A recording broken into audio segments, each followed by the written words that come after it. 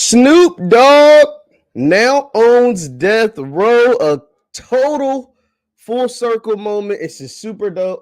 I'm here to talk about it right after the bumper. Stay tuned.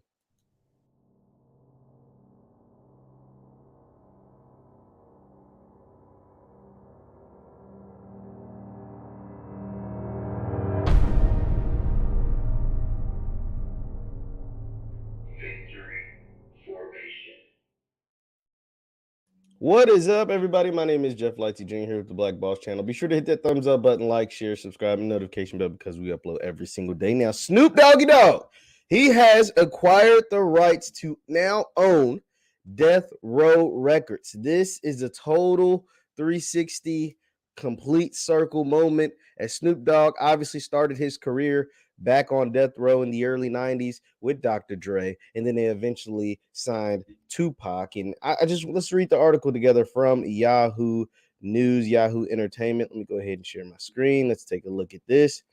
It says, it's a Snoop Dogg acquires Death Row Records. Rap entrepreneur Snoop Dogg, who rose to fame during the 90s on Death Row Records, has acquired the label's brand from MNRK Music Group, which is controlled by private equity management by the investment firm Blackstone.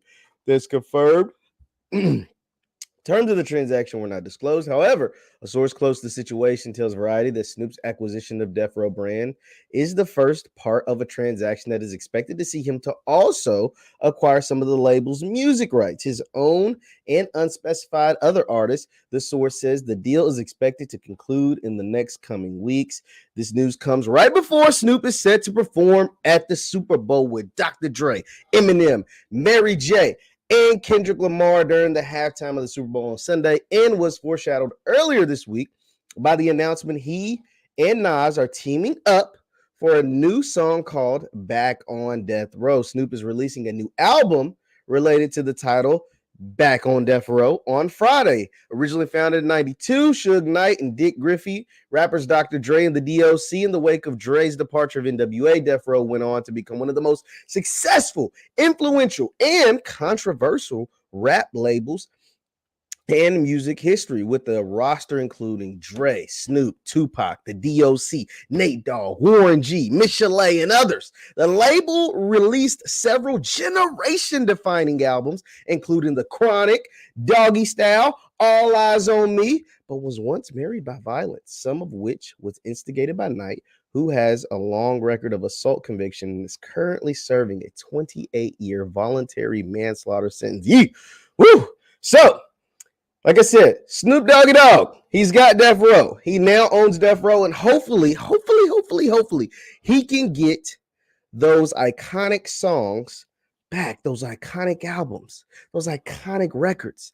Get all the rights or some of the rights to some of those back. That would be amazing. That would be culture shifting. That, to me, would set a precedent moving forward. See, what we've been seeing a lot from a lot of artists, that is, in the hip-hop industry, is becoming independent. They're skipping the middleman, which is the label. We know how the labels screw these guys out of record deals. Hell, NBA YoungBoy, which is one of the hottest young rappers right now, just put up a social media post talking about do not sign with Atlantic. We've seen Meek Mill talk about how he's never seen a check from his record label. It's countless artists. The Lil Gotti talk about how he signed a 360 deal. Just countless amount of artists. The Migos fighting with their label. Countless amount of artists who talk about how the record industry is messing them over. And this isn't nothing new. Record labels been screwing rappers over since the beginning of time, from Sugar Hill Gang to, the guys back in the 70s and 80s. So this is nothing new. But this is really cool to see Snoop acquire the rights to his old songs, to get possibly the masters back to his old songs, to now own the record label that he once signed to back in the 90s. Hopefully that continues to push the narrative of ownership. I was watching the guys from the Pivot podcast, Channing Crowder, Fred Taylor. They were on another podcast called Bussin' with the Boys with Taylor Lewan and Will Compton, and they spoke about why they left I Am Athlete. And essentially, Fred, I'm just speak for what Fred said. He's like, he thought he was getting ownership with I Am Athlete. It turns out the business wasn't buttoned up, and he departed and started his own thing. And he, Channing, and RC, Ryan Clark, now have equal ownership of what they do in the pivot. And ownership is key. Ownership is key. One more time. Ownership is key. That's how you do business.